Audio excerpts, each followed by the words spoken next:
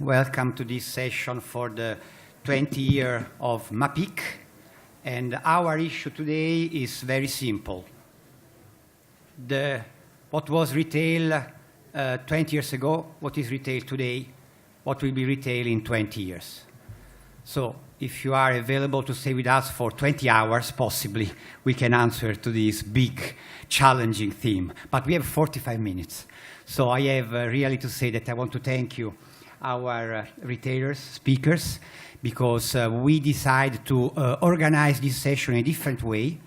We will not have the typical roundtable, but we will have some very short presentations. We had some conference call before. So my task will be to summarize what we were discussing with the retailers about the past, and then I will leave the stage to them to talk about the future of retail, that I'm sure it's the more interesting and passionate issues that we want to share with you as an audience.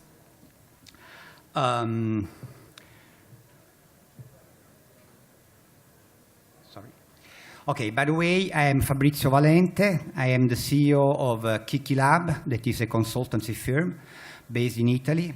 And we are the Italian member of this global alliance with 24 consultancy firms in all continents, and we are active all over the world.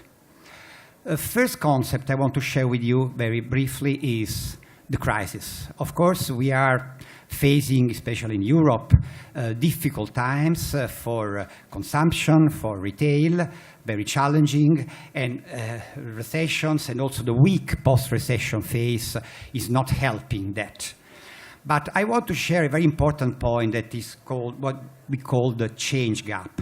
If we think of our lives, the lives of our customers 20 years ago, and then we think to them today, wow, what a revolution. Our lives have really changed a lot. If we do the same exercise with stores, how were stores 20 years ago and how are stores today, and talking about the average stores, not just the flagship or the experiments. Yes, stores have changed, but they are not changed so much. So we have this metaphor of the seesaw. There is an increasing gap in the seesaw. So what is the direction and the speed of the change of customers compared to the change of stores? And this is one also of the reasons of the crisis of retail, not keeping the pace with customers. The numbers, we see that there are many players that are suffering, but still there are players that are increasing. And that's why we choose some retail groups that have increased their turnover in these years to listen from them what they think especially is the way for increasing the revenues and the turnover in the future. Another very important point is the speed of change. We have seen and we are going to face an increasing speed of change. Of course, the lifestyles, the internet revolution that today is speaking more and more the mobile language, another important change. The value of the time for customers. Time is becoming a new luxury for many people. And again, retail is not updating their proposition often in this direction to be efficient in the process for the customers, both in stores and online. Darwin has told us that the biggest are not always the winners, the smartest. And this is also for retail. The first skill that we have to do is to be fast. Fast in understanding our environment and fast to react to the environment. Of course, I mean, the size does matter, but is not the main and major driver for environment and for driving. So, to summarize, if in the past doing retail was not easy, but at least we could say that we were acting in a relatively calm environment, today, this is the change. We are in a boat with a very fast stream, and of course we have more risks, but again, more opportunities. Because if we are able to know the stream, if we are able to manage the stream, we can go faster and actually compete much better in the market. And so, and I'm finishing, the starting point again is the customers. But I would say the real customers. Too many times we are talking about customers for ideas without having the real knowledge of the customers. And so, of course, we are going to talk about the digital, because there are customers that are more digital, but please don't forget the less digital customers. That are still a lot of people. And I would add, also don't forget the customers in a less digital mood, because today most of the customers are also digital, but sometimes, and many times, they want to have physical experience, and they like to go in the physical stores. So this is the end of presentation, and I'm inviting first Diego Baronchelli, that is, come Diego, that is Senior Director Retail of EMEA, of North Face, that is this US brand. EMEA is specializing, probably all of you know North Face is outdoor with 250 stores, the average of 250 square meters, active in 50 countries with a turnover of $2.5 billion global, including wholesale, and launching the 2009 e-commerce. So please, Diego, enlighten us which are the key concepts for you for the future of retail. I'll just go back quickly. Yeah, I wish it could be 2.5 billion just retail, but it is globally. So thank you very much. Good morning, everyone. Just a quick introduction about the North Face. You probably know the North Face is an outdoor brand. We're coming from, is a San Francisco Bay Area brand. We're start on 69. So basically, relatively new brand compared to other European brand. But we're moving from basically what we always like to say, we're moving from a little store in San Francisco to become a global player. Today, we are definitely a global player. We work in 50 countries, and we believe we're going to work and we're going to continue to export what is our company statement, never stop exploring. Now, what does it mean for us, never stop exploring? We always start from consumer, first of all, and that's actually why we're going to always bring retail as a part of our organization. It's never talking about concept. It's never talking about a piece of the retail, but it's always talking about consumer. One thing Fabrizio said before is different concept, flagship, whatever we're talking. For us, flagship doesn't exist. It's the way we want to treat consumer. And in the end of the day, ultimately, because we want to make our store profitable. We do not believe we can make any store profitable if we don't put the consumer at the center.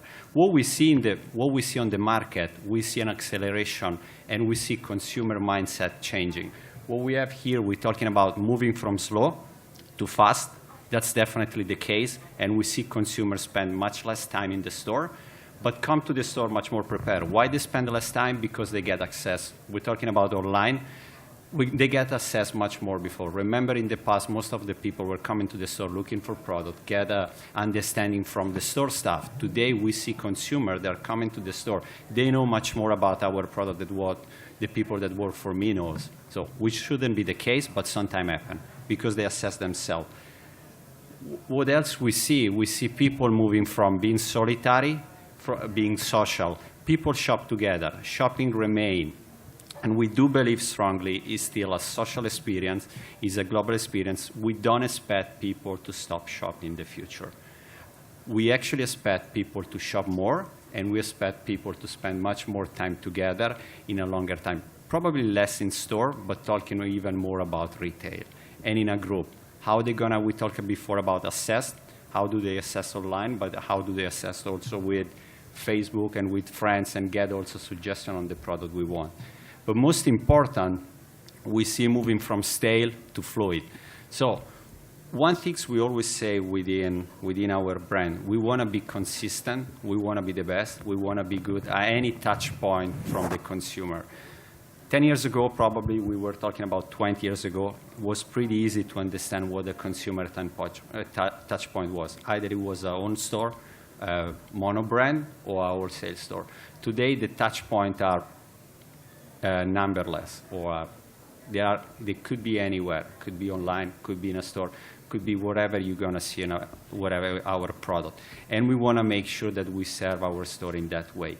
But always keeping the store, the consumer at the center of our experience. Now, the question will be, what will be the future of retail? Will be great to answer this question. We still don't know. I think everybody of us is studying what is going to happen. What we could say is the future is already now, especially talking about this organization, Mapic. One of the things we see, and one of the things especially we're taking a lot of a study internally, is try to understand today what could work tomorrow. And that's actually is our main challenge for the moment. We see for sure that we're moving, one of the evolution we're going to do within our store is moving from bigger to smaller format, taking advantage, obviously, of the digital, which we do not believe is a challenge for us, but is an opportunity. Therefore, we see an increase of store to a certain level, but smaller.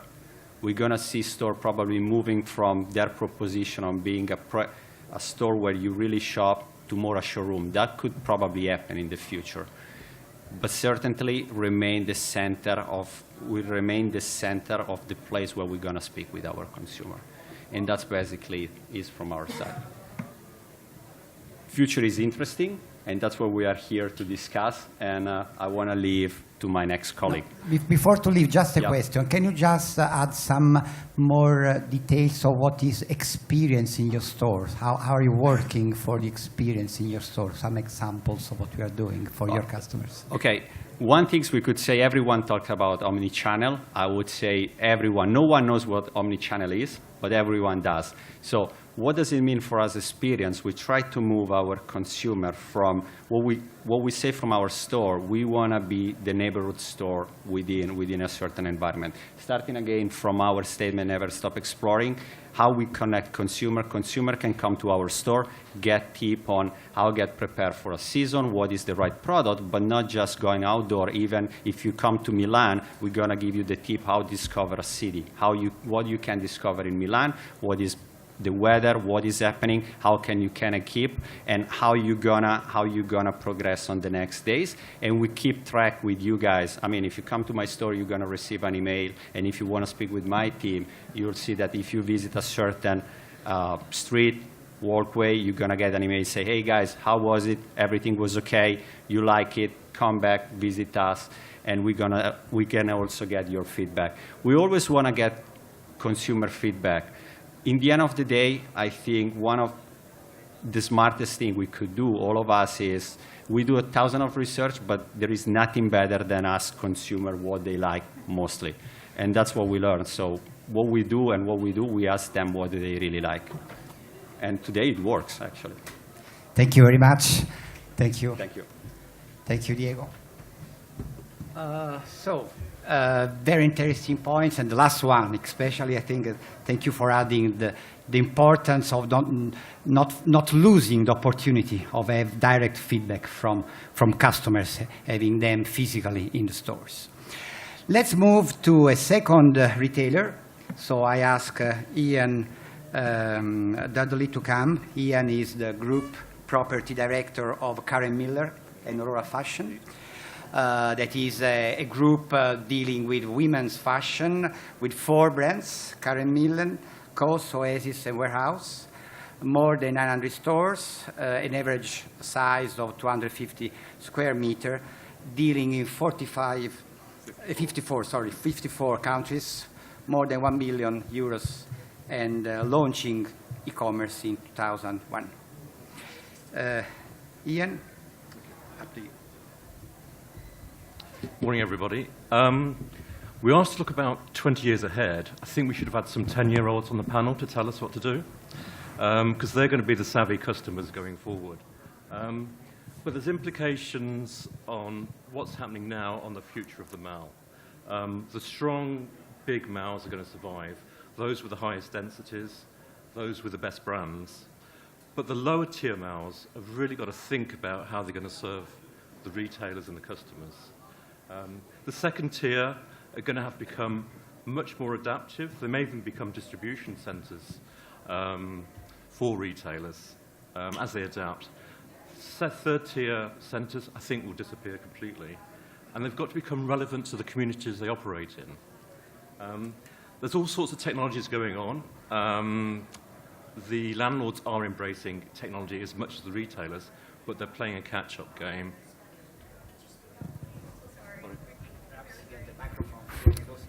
Is that better? Yeah. So the landlords are facing the problems that the retailers are. Now, we were a very early adopter of technology, 2001 e-commerce. Landlords are only just getting to grips with it in the last 2 or 3 years. So they're way behind the curve, and the retailers can teach the landlords a lot to do. I mean, Westfield, when they launched their site, for instance, came over from Australia to see our e-commerce people 5 years ago. So they were recognizing that they really have got to change as well. So going forward, will store sizes decrease? It depends on your use. But some retailers can just get away with a technical shop front. That's happening now. So we're all saying what's going to happen in the next 20 years.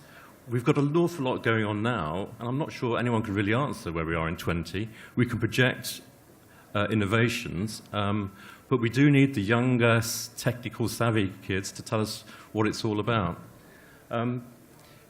But that then leads me on to store numbers. I mean, we as a brand have 900 stores, but that's a mixture of company-owned, franchise, concessions and department stores.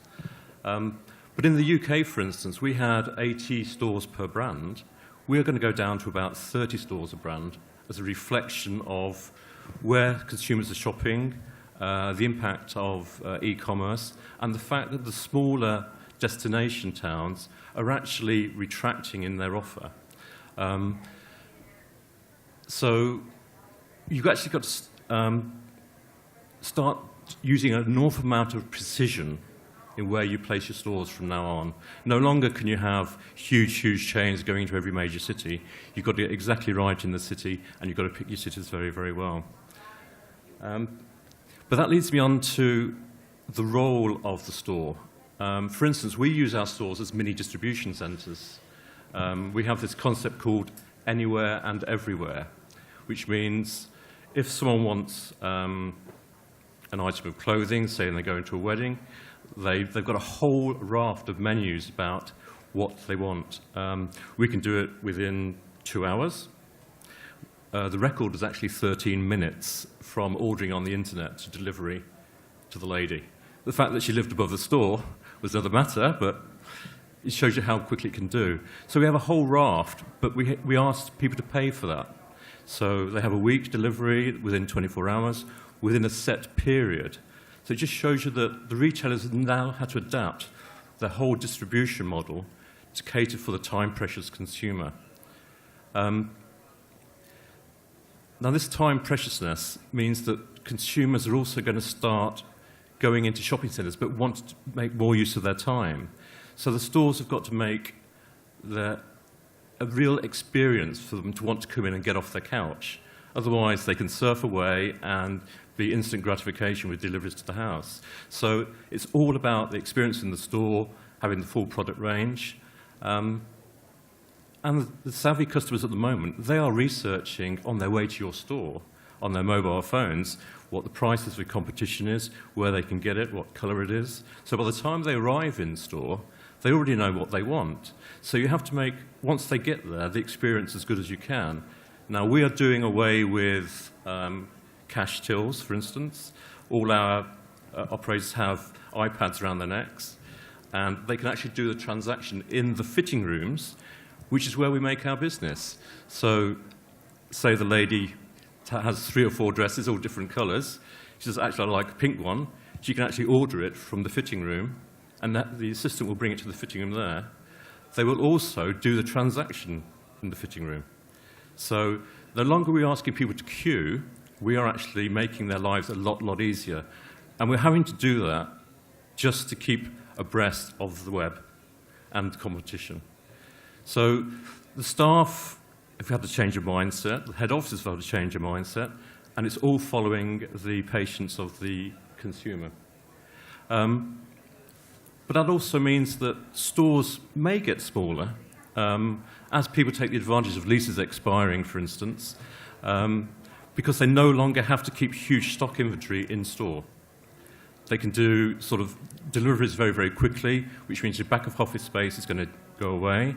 You can then have much cheaper space for your distribution centres in cheaper areas because the whole delivery process is becoming much more streamlined for everybody. So that's roughly where the changes are, as I see it happening. I'll put a picture of the sea. We all know about global warming. Some of those islands who aren't going to change are just going to go underwater, and only the strong will survive. Thank you. Thank you very much. Thank you, Ian. Very interesting. And I would pick among the many themes the transaction in the fitting room. It seems very interesting concept because it's a kind of a detail that makes the importance of both giving service to the customers, but also profit of the I would say carpe diem in the store. So take the moment for the sale. Let's go now to another very interesting group. It's Dutch. I invite Emile Rompol to come here, HEMA. Emile is the Director of Business Development. HEMA, probably you know it because they have almost 700 stores in 7 countries in Europe. It's a value retail with 100% HEMA branded products that are hard goods, food, fashion. They have different formats from very small, 50 square meter, up to the mega stores of 3,000, but the average, especially for international expansion, is 500 square meter. Their turnover is 1.6 billion, and they launched also e-commerce in 2002. So, Emile, your future key concept. Okay. Thank you. Good morning, everybody. Very pleased to explain a bit about how we feel on the future of retail. Is there a future for retail? We believe there is. The only thing is that we're not going to decide it. It's the customer who decides that for us. Sorry, okay. So online, offline, omni-channel, it's the customer who decides where to buy, when to buy, how to buy. So if you don't have a seamless integration of all your processes in place, you're going to lose the battle. Well, we have one big advantage if you go online. We're 100% private label company, so the merchandise we have online, you can only buy online at us, not anywhere else. And the same goes for our stock. But what we have done, maybe by accident, we took the delivery to the store, the pickup point, which is now a hot item, from day one in the model. So customers are used to ordering online, picking it up in the store of their choice. We see also that when we are opening more and more stores throughout Europe, particularly transport hubs are becoming increasingly important for us. So we're opening stores and railway stations, not only in the Netherlands, but also in France and in the UK. And we see that a growing number of customers who are commuting are picking up their order. They can order in the train, they can pick it up in the store of their choice. And once they are at home in the weekend, they have a different mindset in shopping. They are more dwelling time, they will do more the fun shopping. Hence the difference in the concepts. Our smallest store, 50 square meters in Gare du Nord, La Défense in Paris, the biggest stores being flagships in the Netherlands. Internationally, we have a more simple format, more unique, tailored to fit the customer demands. So the execution in your supply chain has to be perfect. So what we have is we have mobile apps. When you are in our store, you can scan the barcode of the product on the shelf. You can see if it's still available, if it's out of stock. Even before you go to the shop, you can check online whether the shop that you prefer to visit will have the product available for you, so that we don't disappoint you when you come to visit our store. So that is really a demand on not only the infrastructure in place, but also the discipline of the store staff to really make sure that the numbers we put online in the database as being the stock levels are actually physically there once the customer gets to the store, because we don't want to have a disappointed customer. So looking into the future of our network, the physical stores, is there a future? I think we're not going to rationalize that drastic as Ian will be doing, because we believe shopping is of all times. It will only be a different kind of experience. There may be less stores, certainly looking into the different markets we're looking at now in Europe. We see, for instance, that landlords and developers have overdeveloped. There is too many square meters, so those shopping malls not adding value to the customer experience will have a tough time or should disappear. It's maybe even better to close a few, that the remainder of the malls will have a better future than have a number of mediocre malls. I think Madrid is a perfect example of having way too many shopping malls. And then at the end of the day, nobody earns money and the customer stays away. So once the customer is in our stores, it's not only about the perfect execution in terms of the availability of the product, but it's also about the love and the passion for the brand and for the consumer. So we are very proud that we have been voted for the 7th year in a row last week by the Dutch consumer as being the most unmissable brand they have. And obviously that's something which is in our DNA of the brand, that customer service allowed us to get that position. So that's also what we try to transfer into our brand DNA once we move to other markets. And it's interesting to see that we find that that the cultural differences from being Dutch, transferring your DNA to different new countries, is wonderful combination of mixing the personal approach that we take and the local touch that people can add to our concept. So it is about quick, like in railway stations, where you have to have a very efficient store. It's also about inspiration if you have more time to dwell. And so being here in the Hall of the Devil with all the landlords here, I would say to all of them, stop asking more money each year, but start thinking about what the future of your mall will be. Because without good brands, without the retailers offering the right experience, you're going to be dead at the end of the day. And we're talking about different kind of models here as well. We feel that we should have a model of turnover-based, only, preferably, because if I'm doing a good business, I'm willing to share more money with my landlord. But if I'm having a problem, I'm not the only one having a problem. And at the end of the day, landlords are far too easy in just replacing a retailer with another retailer. But is that the future of retail? I don't think so. So we feel very positive about the future. There are more countries to come for our brand, I'm for sure. We launched the business this year in UK and in Spain. Very interesting, very different from each other, but both very promising in terms of our sales. France is for us a very solid growing market. Our ambition is big, so we're going to be opening more stores, but we take a clever approach in that. So we'll find the right spots where the customers would expect us. Okay. Thank you very much, Ian. Okay. So, again, many points. The localism, I think, is a very interesting one. And last but not least, I invite here Sohail Sheikh. He is Director of International Development for Mother Care. I'm sure that most of you know Mother Care, that is the specialist of mom-to-be and baby, with more than 1,500 stores all around the world in 60 countries. The average store is 300 square meters, 1.5 billion euros, and launched e-commerce in 2000. So, Sohail, your key concept. Thank you. Thank you. I think the first thing I'd probably mention is that I guess the reason why we've been coming to Mapic for all these years has been to talk about locations, store locations. And for a retailer, for a developer, for a service provider, it's been the most important decision, where's we open stores? And that is still of fundamental importance for our businesses. But what's changed, I think, is the role of technology in those locations. If we choose a great location, as we have been doing hopefully for the last 5 years, but put the same store we opened 5 years ago into a store we're opening today, we're making mistakes. I think the investment we're making in customer-facing technology, back office, CRM technology, is changing the way we operate.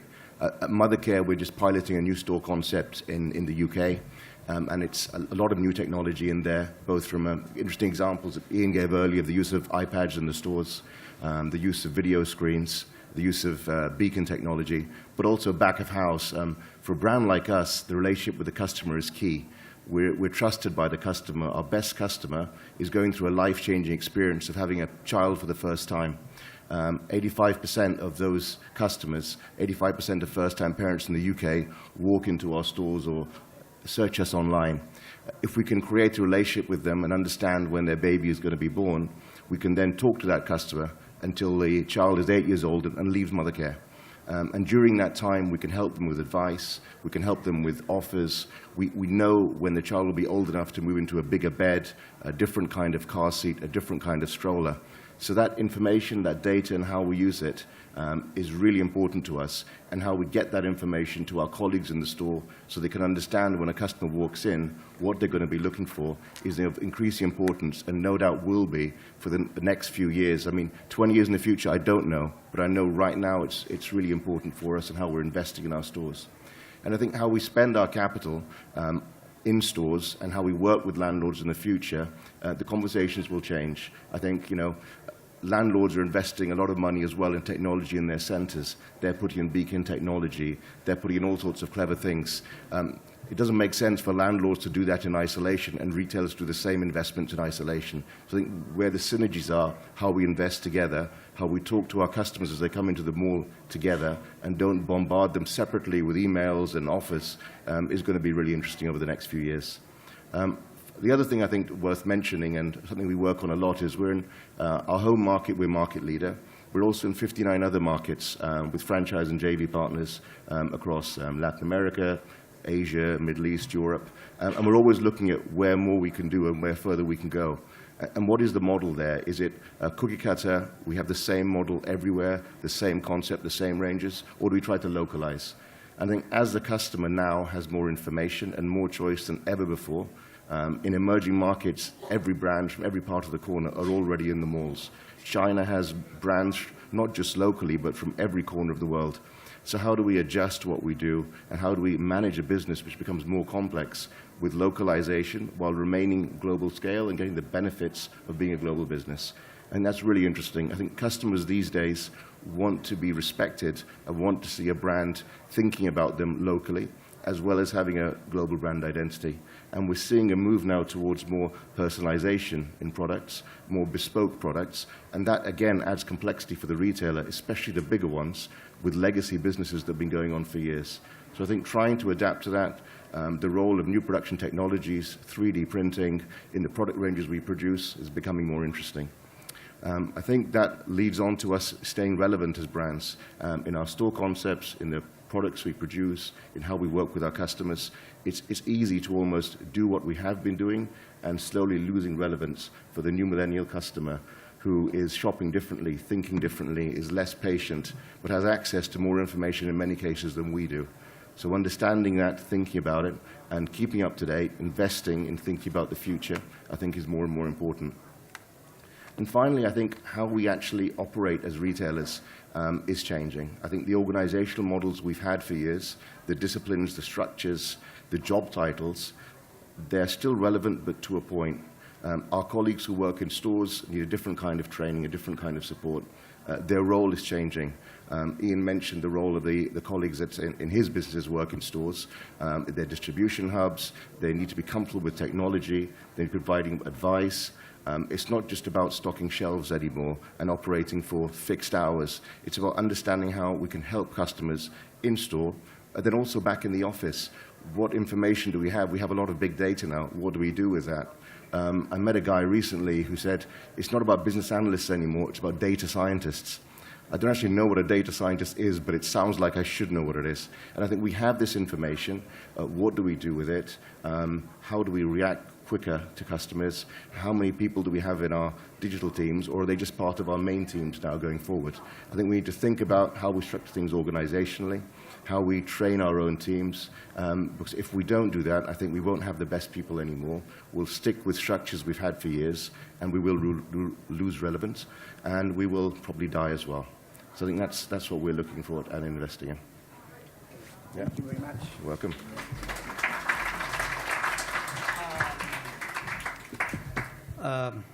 Very interesting indeed. Both the organization, I think it's very, very important and often underestimate issue of what we have to do in terms of priorities in our business. So to try to have a final summary and then to have a few minutes for you for the questions to us, I would start with the fact that first, we have to change our speed. We know that future challenges need us to be faster in understanding the environment and also in deciding our strategies and implementing our strategies. Second, technology is very important, but I think that digital today is, again, in many cases, not used in the right way with retail. It's not about adding the digital channels. It's how we integrate our digital and physical channels. It's not about multi-channel or omni-channel. It's about cross-channel. We are doing, since a few years, studies and consultancy on this cross-channel concept that is still not so used in our business. Digital, but also not so digital. I mean, let's put more heart in our stores. That means let's put, don't forget that experience, service, sensorial aspects are very important in the stores. And it's very important because we need to differentiate from the digital experience. If the stores are not enlarging this part, why to have stores? We will have less stores, okay, but we will still have many stores. And it's what customers are expecting from our stores. Globalization. The future of the retail and the commerce will still be very local. We must become local heroes to win in our markets. And we have listened from Mother Care and others that going abroad, it's not easy at all. We have seen in the past many times, many failure of big brands going abroad. I remember Marks & Spencer going to Holland and then back. Now it's back again, but with a different concept and not working again. But I mean, this is difficult. When you're a leader, you think that your concept is the winning concept. Don't forget it's winning in your country, in your market. You must find the localization for you. The customer, the patience of the customers, the idea of giving service, of finding also a kind of more relaxed scenario for the customers in the store. This is very important. If we are able to offer our stores as a kind of oasis in our daily life, they are much more attractive. It can become a very differentiating point for our positioning. And in the end, if we are able to manage this strong draft that will increase in the future, this is a big opportunity for us to become faster and to gain more market share globally. And of course, in this future, you know that Mapic will be on your side, at your side towards the future, and also we as consultant, Kiki Lab and Ebeltoft Group will be at your side for gaining more success with your operation. So thank you for listening now, but we have still a few minutes that we left, 5 minutes for your questions.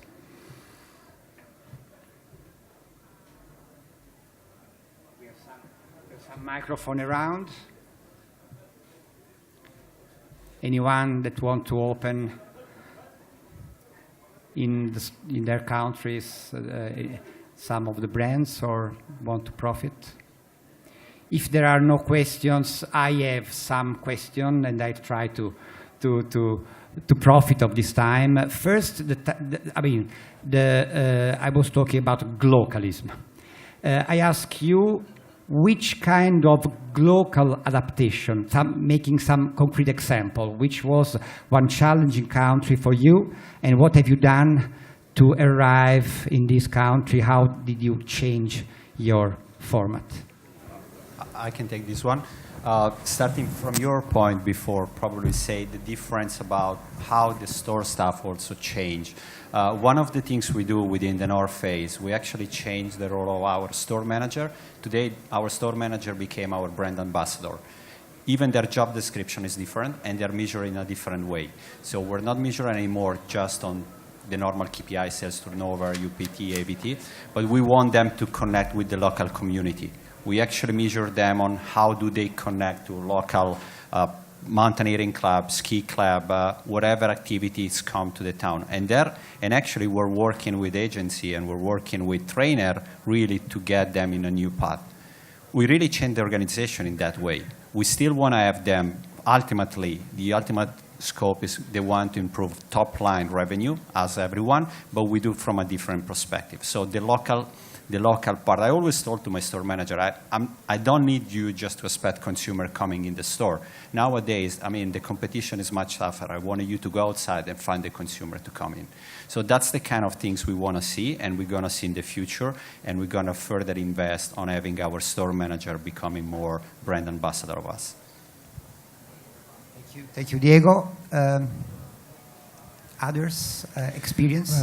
Well, we have been struggling in Germany for many years, as many retailers have been doing in Germany, by finding and looking in hindsight, finding out what we did wrong.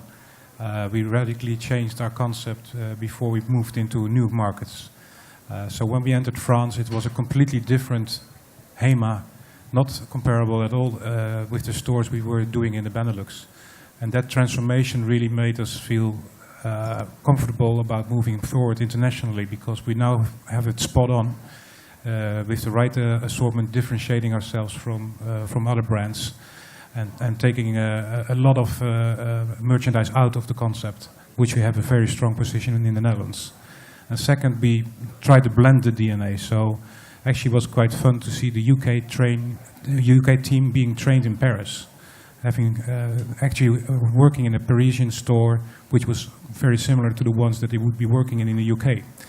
Well, next to the challenge of having British and French work together, it was very interesting to see how the French were transferring the Dutch DNA to the UK colleagues.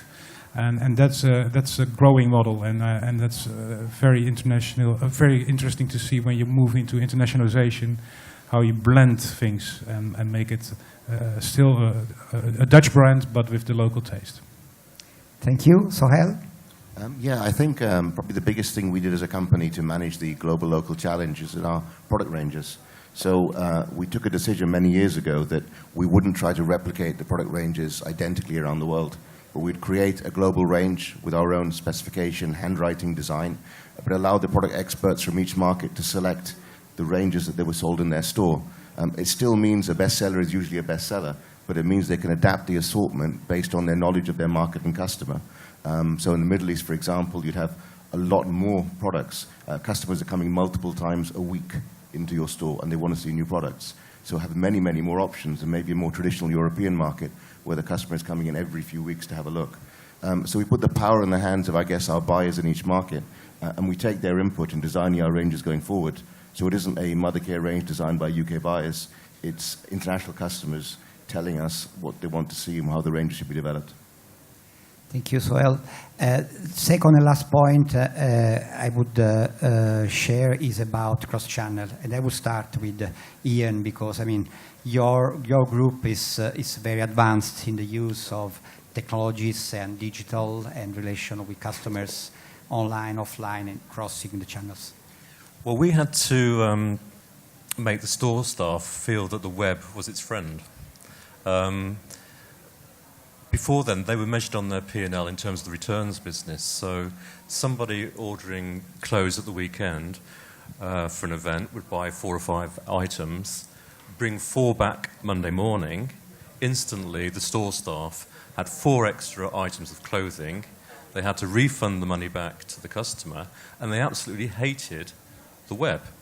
So we actually had to take that part of the equation out, so that all web returns were dealt with centrally.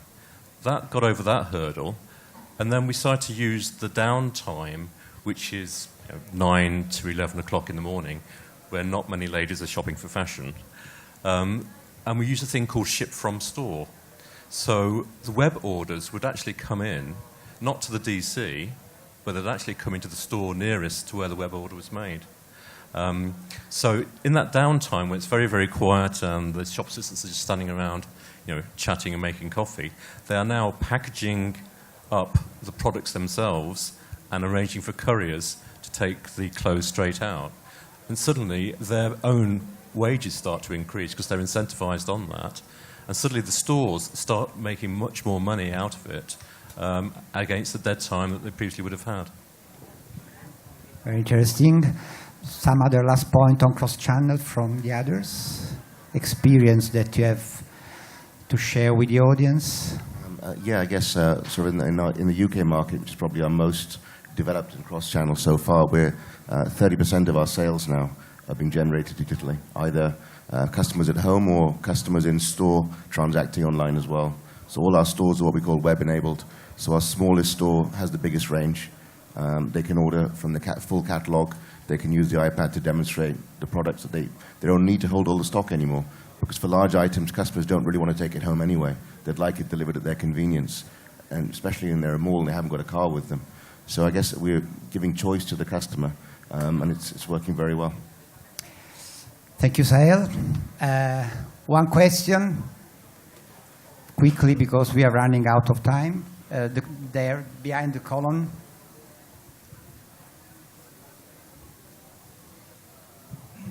Yeah, I was wondering if you could maybe give us some specific things that you see from the retailer's perspective that landlords have to do in changing shopping malls to kind of adapt to what is going on, new technology, localization, showrooming, etc. Okay. Are there any specific things that you see that you would like shopping malls to change? Very, very clear the question. Who wants to try to answer?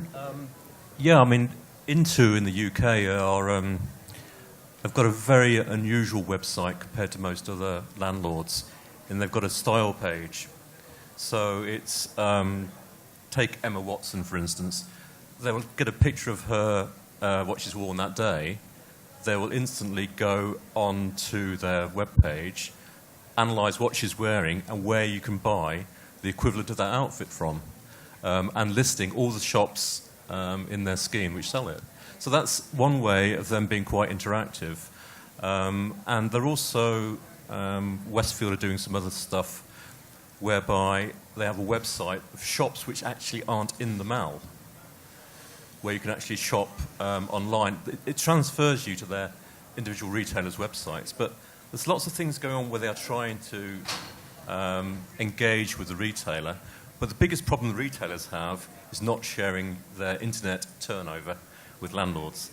If they go, because more and more stores are being used to give, in terms to service the web stuff. So everyone has to keep the turnover of your web out of your store P&L where you're on turnover rents. Very interesting. I'm sorry, but we are running out of time. We are staying here. So if you want to network and have personal questions, the speakers will be here for you. We thank so much for your attention, and we hope to see you soon in another occasion. Thank you.